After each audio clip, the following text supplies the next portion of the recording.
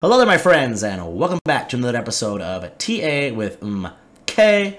My name is MK, and in today's video, we're going to discuss my Plan A and Plan B of how I plan to play the market over the next 24 to 48 hours as we expect Bitcoin to make some sort of a move. We had a very boring weekend as far as price action was concerned, but the S&P 500, which opens up early tomorrow, as it is Monday, is at support. So would we potentially see some sort of a bounce at that support or a breakdown? We'll discuss that in today's video, kind of how I plan to play that.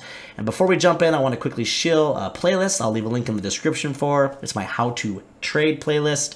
I know a lot of you that have subscribed to my channel, those videos are actually what drove you to my channel. Videos like how to leverage trade or set stop losses and things like that on the KuCoin exchange. I have videos on patterns and some different things like how to use some of the tools or how to use TradingView.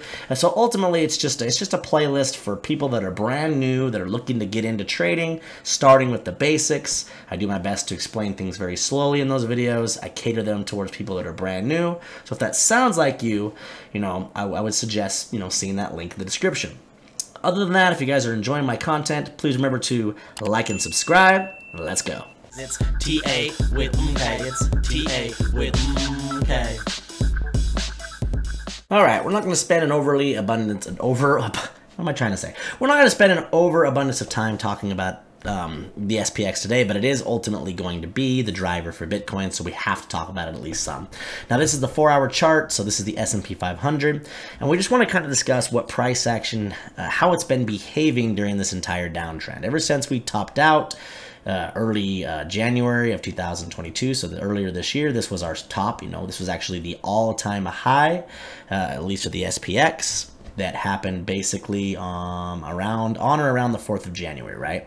It topped out up here at about a little over 4,800, and ultimately it began its downtrend. It put in that high, followed by this low, followed by a lower high, which was your first sign of a trend change, followed by a confirmed sign of the trend change as a a lower low. Then it bounced again, lower high, but then right here it double bottomed and essentially put in a higher low, which was kind of your first sign there of a trend change back to the upside.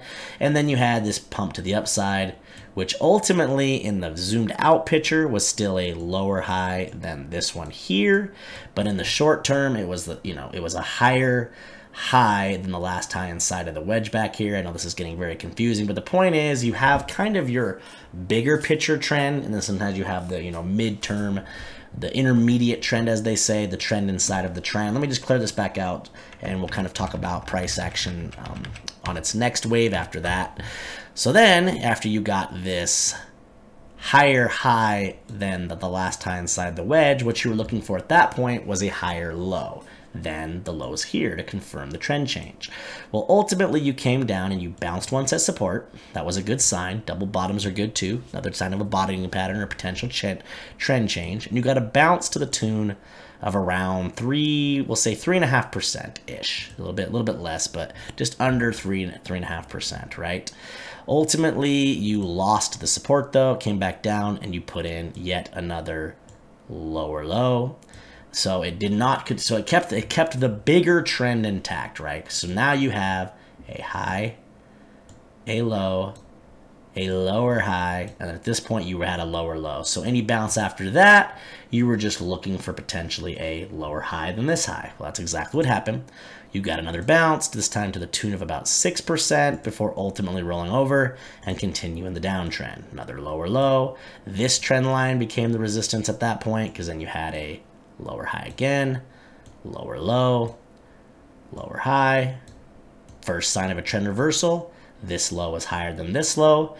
Boom, breaks out. This high was higher than this high. And so all I'm really getting at, I'm not really trying to give, I guess, a lesson on higher lows and lower lows. I put out a video at one point, though, that explains the power of paying attention to these things. But anyway, at that point, we had another rally back up to this bigger trend line now that was in play, right? And we talked about that like a month ago or whatever it was, maybe a month and a half ago at this point. I haven't been putting out a lot of videos, and I do apologize for that. But point is this is an idea we've been discussing clear back in here, that a rally up to this trend line would make sense.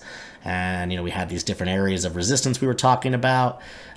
This was kind of the first area. This was the second area. Third area, if we got a little more bullish, we ultimately got rejected here at 4,300. And bam, there's our next lower high. So high, lower high, lower high. So at this point, what you would expect from this rejection is ultimately a lower low to get put in. Question is, does that happen now, or do we get another little small bounce beforehand? Do we get one more lower high?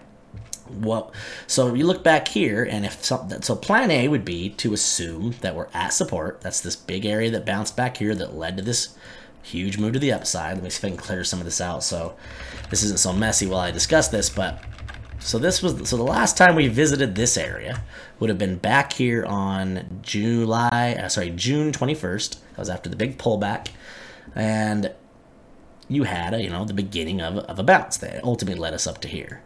Now, we're not expecting that this go around, of course, but this is an area that price actions interacted with before, and it bounced. It's very rare for price action to visit a significant area like this and not see some sort of a reaction. So what would we be targeting for a, short-term bounce? Well, if it did something similar to back up here when we talked about it, about a 3.5, I want to say is what the first one I put was, just under that, on up to, let's just say, a 6%, something in the that range, it basically puts us kind of at my zone here. A little bit less on the underside of it, top of it on the top side of it, which would be anywhere between about 3,800, just under, on up to as high as like 3,850. So plan A would be that price action does something like that, where we ultimately see it rally up at least a little bit, maybe to the underside of this green box before ultimately rolling over and putting in some sort of a lower low, maybe back down here, before you see a bounce at about 3,400. So now we're going to come over to Bitcoin and finish the video up, kind of discussing the plan A scenario then. So what would the upside bounces for Bitcoin look like in correlation with that? Well, Bitcoin's got a little bit of a bearish pattern going on at the moment. It's forming essentially a descending triangle, which previously it was in this one, broke to the downside. As you can see, of course, had a big rally after that, but in the short term after that, it did break the direction that these patterns should break most of the time from a statistical standpoint, and that was to the downside. And it even hit its measured move basically on the nose. So Bitcoin is in that same pattern. Now, just because it's got a higher probability to break to the downside, it will ultimately do what the SPX makes it do. It's going to drag it around like a rag doll, essentially. And clearly it's been bouncing at the support, and it has been putting in, a series of slightly higher lows. It's not, it's more of a zone, and that's why I call it a ascending triangle, which is essentially a series of lower highs, but the support level is the same, and it's just bouncing, and price actions condensing, right? Gearing up for a move one way or the other, and usually that's to the downside. But if plan A plays out, we break to the upside, we'd have a measured move, which for me would be this conservative one, just kind of taking the first bounce as support and pulling this line up here to where it touches the top trend line, dragging that over to where we might have a potential breakout, and that gives you a measured move back up here at about 20,600. Now, is there any confluence with that area?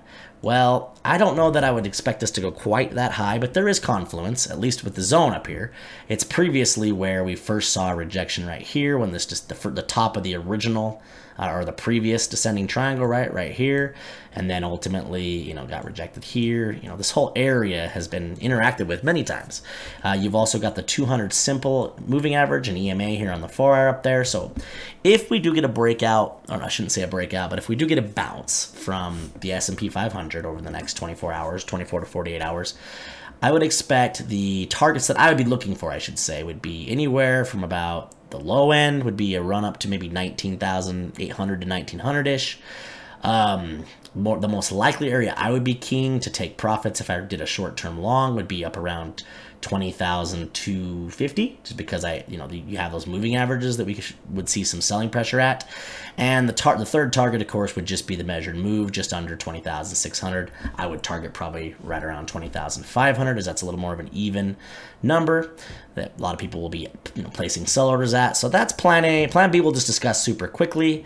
Plan B is going to be that we just break down, which if you're just following crypto, what you would look for and what that would look like would be a break of this support level at around 18,400.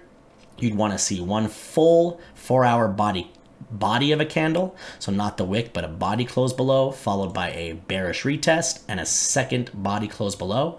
And then at that point, we'd be targeting at least it to go back down to 18,000, maybe see a little short-term bounce there. Ultimately, I would expect us to revisit very close to the 17,650-ish lows from June, and more than likely consolidate for a bit there before ultimately putting in lower prices. Now, we'll revisit that if and when it happens, but this is my plan A and plan B, and I'll keep you guys posted on Twitter and in a follow-up video tomorrow. And that should about wrap it up for today. I appreciate you guys stopping by. Hope everyone's doing well.